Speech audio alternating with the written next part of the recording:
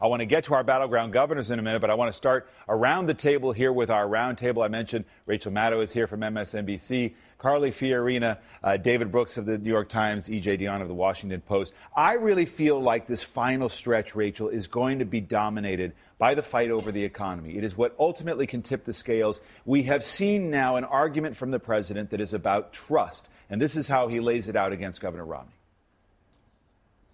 There's no more serious issue in a presidential campaign than trust. Trust matters. You know, you want to know that the person who's applying to be your president and commander-in-chief is trustworthy. That he means what he says. That he's not just making stuff up, depending on whether it's convenient or not.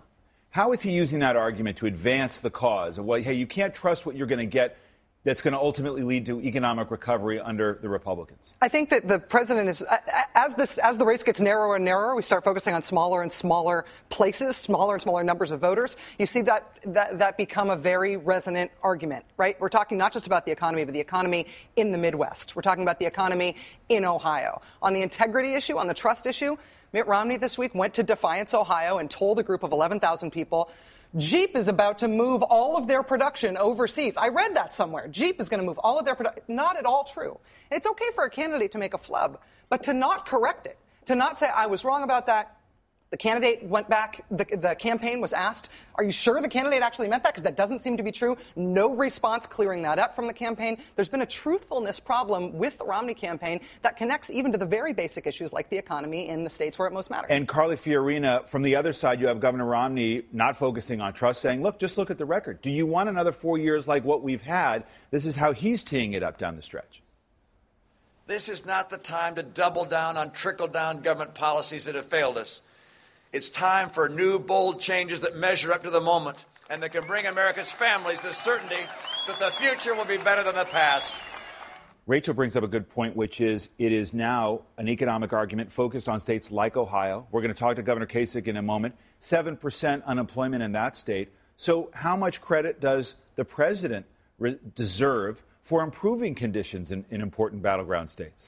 Well, that important battleground state has a Republican governor that's done exactly the opposite of what Obama claims he's going to do. That is, he's lowered taxes and closed budget deficits. But I actually find the trust argument very odd because President Obama promised that we would have 4.2% economic growth right now. We have 2%. He promised an unemployment rate that would be far below where it is today. He hasn't delivered on his promises. On the issue of trust, what is going on with regard to Libya? I mean, here we have an extraordinary thing where the president comes out on Friday and says, I directed that everything possible should be done to aid our embassy under attack. That attack went on for 7 hours. We now know the Secretary of Defense saying he denied requests for help over that 7 hours. Let's get to Libya a little bit later. But it's a trust issue. Okay, but it's a trust issue. On the economy, how does it tip the scales, David Brooks and EJ here in the final 9 days? Well, you know, I personally think this has been the worst campaign I've ever covered, and I think they're both ending on the same note they started. Obama's doing a negative campaign. He's got an ad out, which is called Remember, which is about Obama, which is about Romney, the plutocrat. It's about the flip-flopper, what we just heard on the stump. So it's almost pure negativity. Romney is finishing, trying to appeal to moderates, trying to appeal to women, which is a bipartisan ad, which is saying, you know, I don't care if it's a Republican idea or a Democratic idea, I'm going to be for that. And, you know, so he has shape-shifted. That's not who he is. It's not who his policies are. So I regard this as a campaign that has answered none of our fundamental issues about both these guys, how they would govern for the next 4 years, and they are finishing as badly as they started. See, I disagree with David. I think this election is a fundamental choice, and I think the trust issue links closely with the economic issue. Romney is almost run as a product. It's like if you're selling a car, you want air conditioning, I'll give you air conditioning. You want rich Corinthian leather, remember those old ads? I'll give you leather. Romney is saying, you want right wing in the primary, I'll give you that. You want centrist in the election, I'll give you that. And the auto rescue is a good example where he was clearly against it, and in the debate tried to suggest that he was for it. And I think it's entirely appropriate that the auto rescue has been so important to Obama running so well in Ohio, because it's really a choice.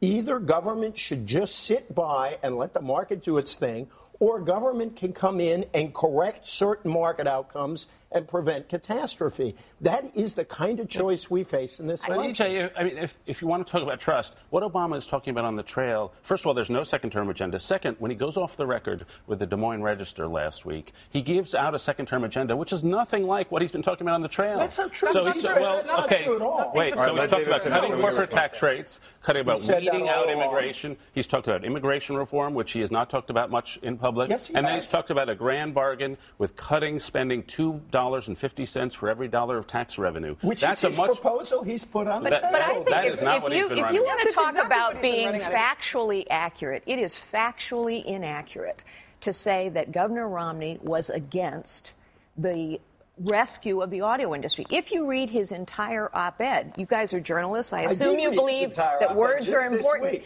And what he says in that op-ed is that he believed that the government should have provided financial guarantees.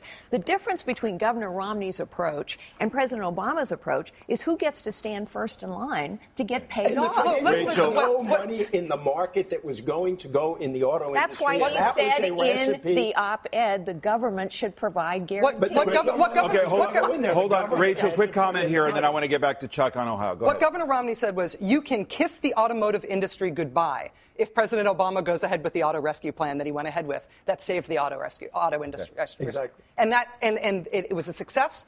And Mr. Romney is trying to deny the fact that he was against it, and he's trying to take some of the credit for it. All right, the company that is doing best, Ford Motor Company, was not rescued. They were for the auto rescue because they were afraid the whole supply chain would go out if the others. All right, quick. Let me